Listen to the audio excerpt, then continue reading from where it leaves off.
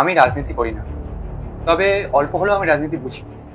তো তোমরা হয়তো লক্ষ্য করেছো বা আমি একটু লক্ষ্য করেছি যে যে পার্টি রুলিং পার্টি হয়, মানে যে পার্টি ক্ষমতা থাকে, সেই পার্টি এই কাহানি সবসময় ভিলেন হয়ে থাকে।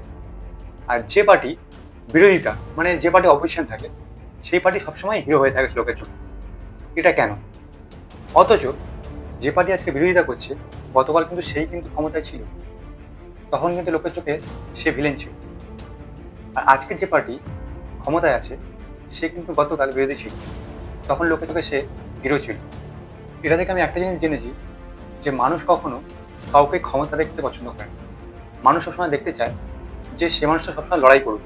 আর একটা পার্টি যতই চেষ্টা করুক, পৃথিবীর যত শক্তি লাগিয়ে দিক, সব মানুষের মন কিন্তু জয় করতে পারবে না। এটা একদম চিরন্তন সত্য কথা। কারণ আমি আজ অব্দি কোনো সাধারণ মানুষকে সরকারের ব্যাপারে ভালো কথা বলতে কোনো শুনিনি। শুধু নেগেটিভটাই বলে, যে যে সরকার এটা করেনি, সে সরকার ওটা করেনি। কথাগুলো একটু ভেবে দেখবে। চলো।